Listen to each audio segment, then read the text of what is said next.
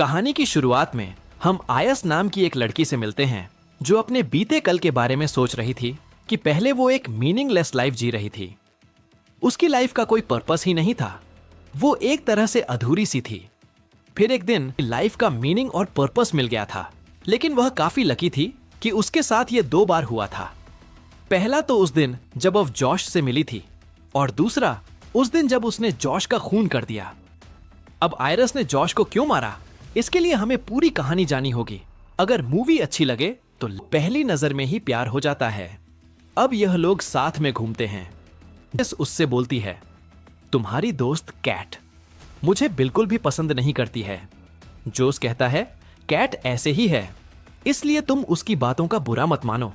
इसके बाद यह लोग अंदर जाकर कैट से मिलते हैं।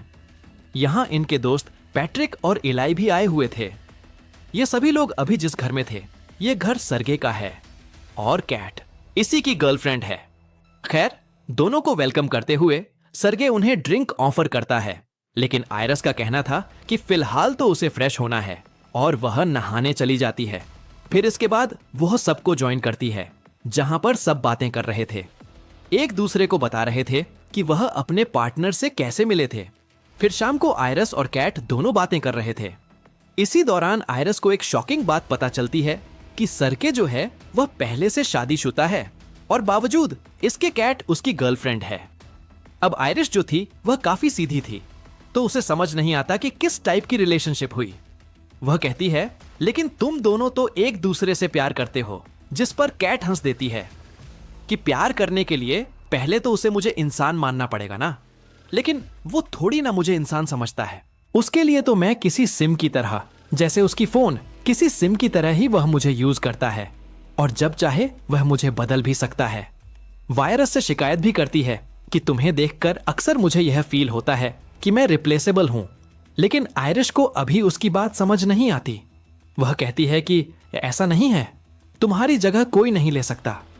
फिर कैट भी उसे ज्यादा समझाने की कोशिश नहीं करती, क्योंकि पहली बार आयरस को रिलेशन के डार्क साइड के बारे में पता चला था और अभी वह इसके लिए तैयार नहीं थी। फिर इसके बाद सब लोग पार्टी करते हैं। रात में आयरिश और जॉस की घपाघप चलती है और फिर दोनों सो जाते हैं। फिर अब अगले दिन जॉस आयस से कहता है कि वो अकेले ही पास के नंदी से घूम आए, क्योंकि उसे रेडी होने में थोड़ा टाइम लगेगा। आयरिश भी जॉस की बात मान लेती है और हम लोग देखते हैं कि आयस के कमरे से निकलते ही जॉस अपने फोन के साथ वही पेन ड्राइव को प्लग इन कर कुछ तो करने लगता है। वहीं आयस अब लेक व्यूइंग वाले प्लेस पे पहुंचती है और अचानक आयस को उसके पॉकेट में एक नाइफ मिलता है। तभी वहां सरगे भी आ जाता है और आयरस उसे देख घर वापस जाने लगती है, क्योंकि ऑन बोर्वियस आयरस सेंस कर ली थी कि सरगे का इरादा सही तो नहीं है। स्टिल सरगे आयरस को बहला फुसलाकर अपने साथ बैठा लेता है और तो और आयरस से कहता है कि वो उसके बैक पे थोड़ा सनस्क्रीन अप्लाई करने में मदद करेगा। अब आयरस ऐसा करना तो नहीं चाहती थी, लेकिन क्योंकि वो अपने होस्ट को ऑकवर्ड फील नहीं करवाना चाहती थी, तो वो उसका कहां मान लेती है। उसी दौरान सरगे आयरस के साथ गलत करने लगता है और आयरस उसे एक ग्लास बॉटल से हिट कर देती है। सरगे अब गुस्सा होकर आयरस को करने लगता है और वह यह भी कहता है कि वह कभी भी जॉस से नहीं मिल पाएगी। अब सेल्फ प्रोटेक्शन के लिए आयरस अपने पॉकेट से वही चाकू निकालती है और सरगे पे हमला कर देती है, जिससे सरगे का ऊपर का टिकट कट जाता। सारा कुछ इसने किया है। यहाँ पर जोस इलाई से कहता है, तुम बाहर जाकर पुलिस को फोन करो और मैं आयरस को लास्ट बार गुड बाय कहना चाहता हूँ। इसके बाद वह आयरस को ऑन करता है, ऑन करके उससे बात करता है। ऑन होते ही आयरस पैनिक करने लगती है। ये सब क्या है, मुझे बांध के क्यों रखा है? जॉश कहता है कि हमें यह करना पड़ा क्योंकि तुमने खून कर दिया है। आयरस कहती, लेकिन मैंने जानबूझकर नहीं किया, सेल्फ डिफेंस में मुझसे हो गया, प्लीज मुझ पर यकीन करो, मैं सच बोल रही हूं। जॉश कहता है कि मुझे पता है कि तुम झूठ नहीं बोल रही, क्योंकि तुम्हारे अंदर झूठ बोलने की प्रोग्रामिंग है ही नहीं।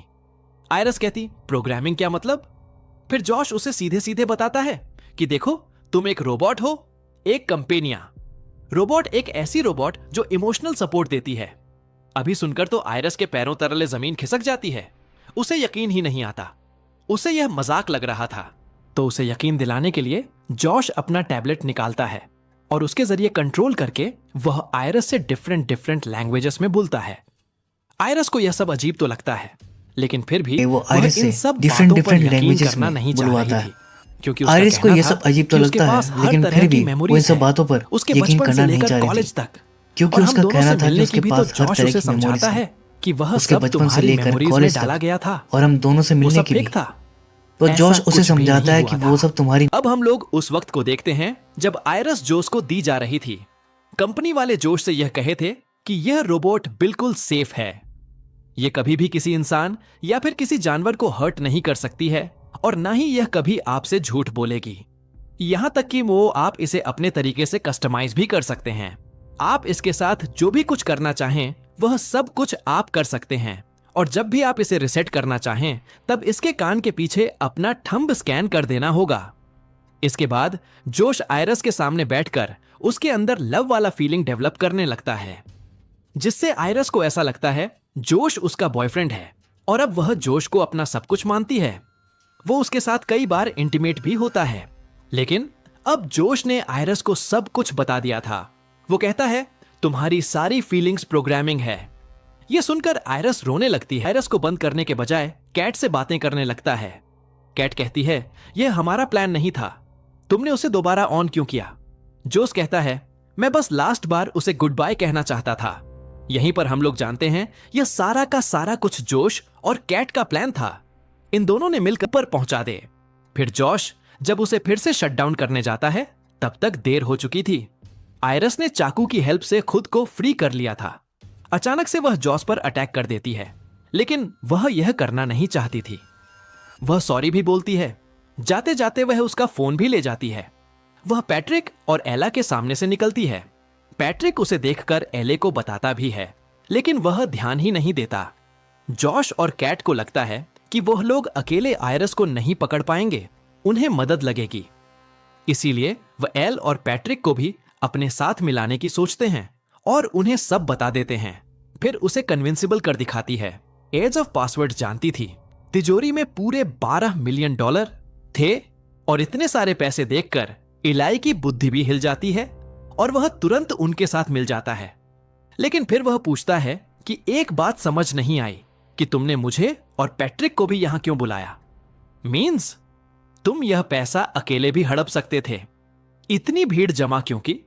जॉश बताता है कि पुलिस सिर्फ 2 लोगों पर यकीन नहीं करती, हमें और विटनेस चाहिए थे। इसीलिए फिर जब बंटवारे की बात होती है तो पैट्रिक को काउंट नहीं किया जाता, और यहां पर रिवील होता है कि वह भी एक रोबोट ही है और उसे इसका पता भी है। इलाई ने पहले ही उसे सब बताया हुआ है। खैर, अब सब मिलकर आयरस को पकड़ने जाते हैं। अब आयरस इन लोगों को कैसे मारेगी, जानने के लिए नेक्स्ट पार्ट जरूर देखें।